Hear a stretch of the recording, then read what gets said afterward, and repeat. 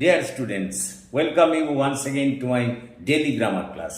দেখো আজ আমরা একটা খুব গুরুত্বপূর্ণ বিষয় নিয়ে আলোচনা করতে যাচ্ছি। সেটি হলো এফএআইআর ফেয়ার এবং এফএআরই ফেয়ার এই দুটি শব্দের মধ্যে পার্থক্যকে নিয়ে। দেখো উচ্চারণগত দিক দিয়ে তো এদের মধ্যে কোনো পার্থক্য নেই এবং সেই কারণেই তো যত সমস্যা এবং সেই কারণেই বারবার এই দুটি শব্দকে কেন্দ্র করে তোমাদের কনফিউশন দেখা দেয়। কোথায় কোনটি ব্যবহার হবে তা তোমরা বুঝতে পারো না। আজকের পর থেকে আর কোনো সমস্যা হবে না।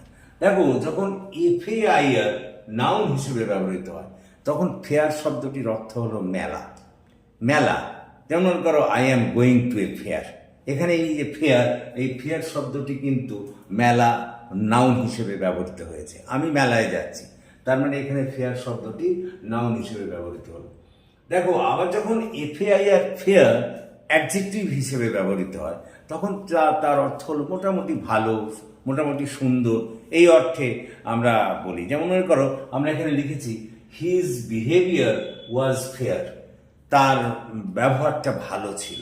এখানে কিন্তু ফেয়ারটা কিন্তু অ্যাডজেক্টিভ হিসেবে ব্যবহৃত হয়েছে, এফএআইআর ফেয়ার। ওকে, এরপর আমরা আসছি এফএআরই ফেয়ার। ফেয়ার কথাটার অর্থ হলো মূল্য বা ভাড়া।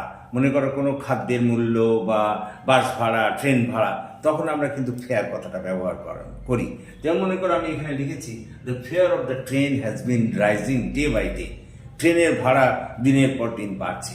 এখানে এফএআরই ফেয়ার কথাটার অর্থ হলো কিন্তু ওই ভাড়া এবং সেটা এখানে ব্যবহৃত হয়েছে অবশ্যই নাউন হিসেবে। ক্লিয়ার? আবার এফএআরই ফেয়ার এটি কিন্তু ভার্ব হিসেবেও ব্যবহৃত হয়। যখন এফএআরই ফেয়ার ভার্ব হিসেবে ব্যবহৃত হয় তখন মানে হয় চালিয়ে যাওয়া, করা ইত্যাদি অর্থে ব্যবহৃত হয়। যেমন মনে করো আমি এখানে লিখেছি he fared well in the examination, সে পরীক্ষায় ভালো করেছিল। তো দেখো এই হচ্ছে এই দুটি শব্দের মধ্যে পার্থক্য।